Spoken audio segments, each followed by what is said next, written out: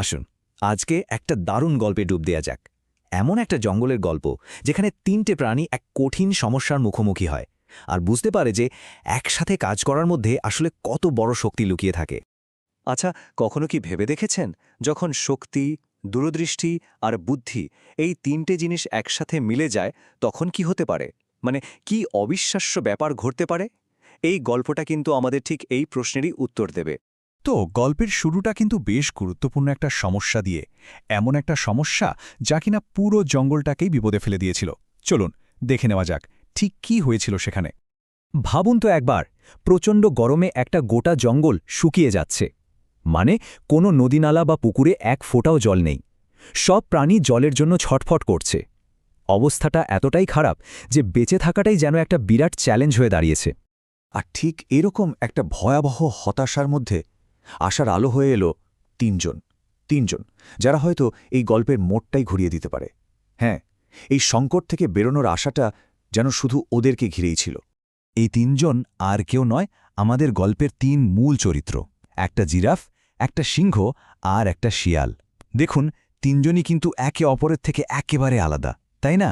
কিন্তু আশ্চর্যের বিষয় হল সমাধানের আসল চাবিকাঠিটা ওদের মধ্যেই লুকিয়েছিল।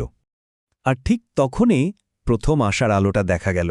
জিরাফ ওর ওই যে লম্বা গলা, সেটার জন্যই তো ও এমন কিছু একটা দেখতে পেল যার কেউ দেখতে পায়নি।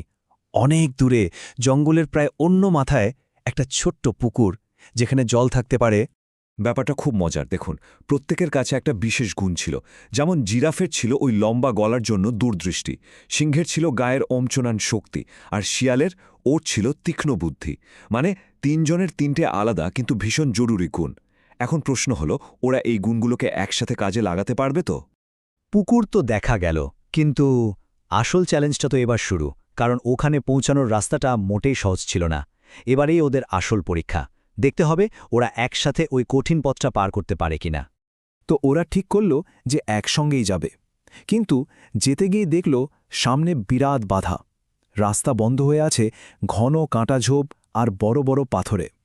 এগুলো একা কারো পক্ষে সরানো প্রায় অসম্ভব একটা ব্যাপার। আর এখানেই টিমওয়ার্কের জাদুটা দেখা গেল। সিংহ কি করল? ওর গায়ের জোরে বড় বড় পাথরগুলো সরিয়ে দিল, ঝোপঝাড় পরিষ্কার করে দিল। জিরাফ ওর লম্বা গলা দিয়ে ওপর থেকে দেখিয়ে দিতে থাকল যে কোন দিকে যেতে হবে। আর শিয়াল ওর বুদ্ধি দিয়ে সবচেয়ে নিরাপদ রাস্তাটা খুঁজে বের করল। ভাবুন একবার, একা কিন্তু কেউই এটা পারত না। তো এত চেষ্টার পর ফল কি হলো? চলুন এবার গল্পের সেই মুহূর্তটায় যাওয়া যাক যেখানে ওদের এই কঠিন পরিশ্রমটা সার্থক হতে চলেছে। অবশেষে ওরা পেরেছে। ওরা সেই পুকুরের ধারে পৌঁছে গেল। প্রাণ ভরে ঠান্ডা পরিষ্কার জল খেল সবাই।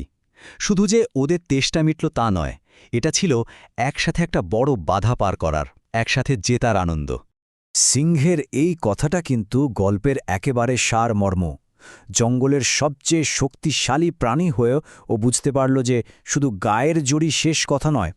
আসল কাজটা তখনই হলো যখন ওর শক্তির সাথে জিরাফের দূরদৃষ্টি আর শিয়ালের বুদ্ধি মিশে গেল। তখনই তো অসম্ভবকে সম্ভব করা গেল, তাই না? সব ভালো গল্পেরই তো একটা করে শিক্ষা থাকে, তাই না? এই গল্পের শেষেও ঠিক তেমনই একটা গভীর শিক্ষা লুকিয়ে আছে। চলুন তো দেখি কি সেই শিক্ষা। গল্পের সবচেয়ে বড় শিক্ষাটা হলো একতাই বল। মানে যখন একটা দলের সবাই নিজেদের আলাদা আলাদা ক্ষমতা বা গুণ নিয়ে একটা সাধারণ লক্ষ্যের জন্য একসাথে কাজ করে, তখন সামনে যত বড় বাধাই আসুক না কেন সেটাকে টপকে যাওয়া সম্ভব। আর এই যাত্রার শেষে ওরা শুধু জলই পেল না, তার চেয়েও দামি একটা জিনিস পেল, একে অপরের বন্ধুত্ব। ওরা বুঝে গিয়েছিল যে একসাথে থাকলে যে কোনো বিপদকেই হারানো যায়। আর তারপর থেকে ওরা তিনজন খুব ভালো বন্ধু হয়ে জঙ্গলের সুখে শান্তিতে থাকতে শুরু করল। গল্পটা শেষ হলো, কিন্তু আমাদের জন্য একটা দারুণ প্রশ্ন রেখে গেল, তাই না? একটা টিমকে সফল হতে গেলে ঠিক কি লাগে? শুধু শক্তি নাকি শুধু বুদ্ধি?